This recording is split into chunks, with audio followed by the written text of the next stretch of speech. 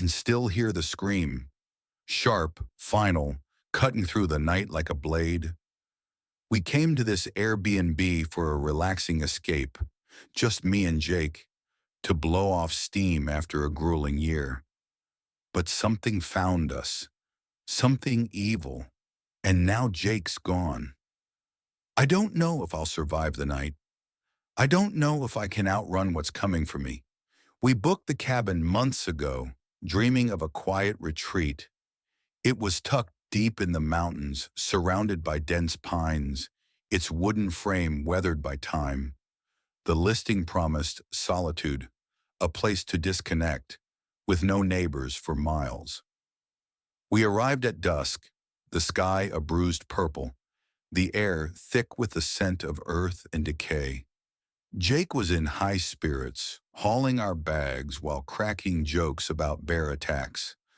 I laughed, but something felt off. The cabin's windows were dark, like empty eyes staring back. A rusted wind chime clinked, though the air was still. Inside, the place was dated but cozy. Faded plaid curtains, a sagging couch, a fireplace stacked with logs. A metallic tang lingered in the air, faint but persistent, like old blood. I brushed it off as rust, maybe from the pipes. Jake lit a fire, the crackling flames casting long shadows on the walls. We unpacked, cooked steaks on a portable grill, and played cards late into the evening.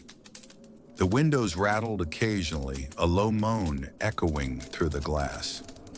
Jake smirked, blaming the mountain winds. But I saw his eyes dart to the door. He felt it too. I noticed the first oddity while washing dishes. A knife block on the counter had one slot empty, its blade missing. I searched the drawers, the sink, but found nothing. Jake shrugged, saying the host probably misplaced it, but the metallic smell grew stronger, and I couldn't shake the feeling of being watched. I checked the windows, all locked, but one in the living room had a smudge, like a handprint pressed from the outside.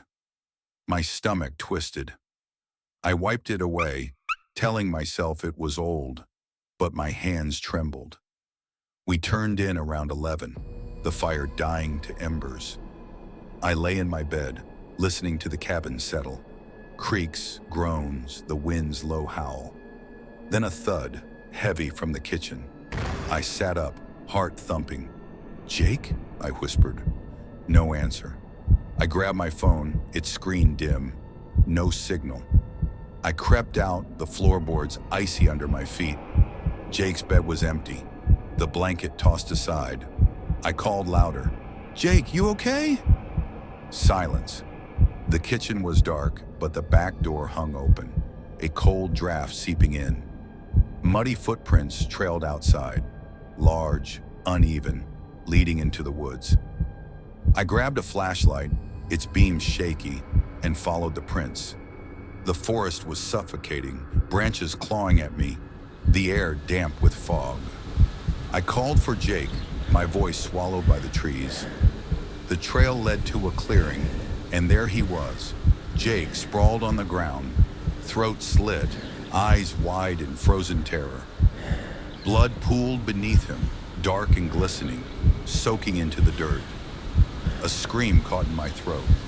His hand clutched a torn piece of fabric, plaid, like the cabin's curtains. A twig snapped behind me. I spun, flashlight catching a glint. A man, tall, his face smeared with dirt, holding a bloody knife. The caretaker, the one who'd emailed us the check-in details.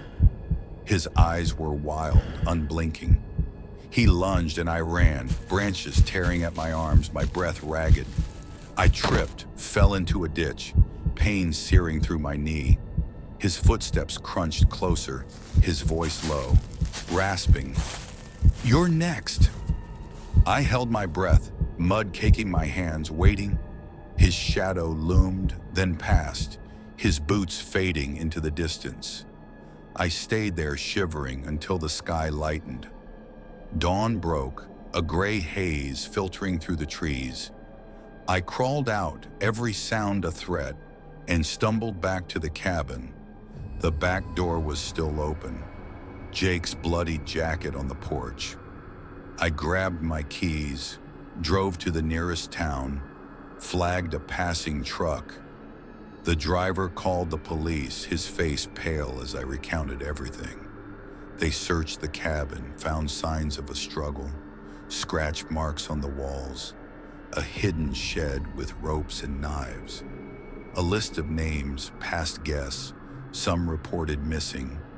The caretaker was gone, vanished into the mountains. I survived, but I can't escape it. I see Jake's face every night, his lifeless eyes staring. I hear that rasping voice, feel those footsteps in my dreams. The police never found him. He's out there, waiting, watching. I thought I'd escaped, but I didn't. Not really. So what would you do if you found your friend like that?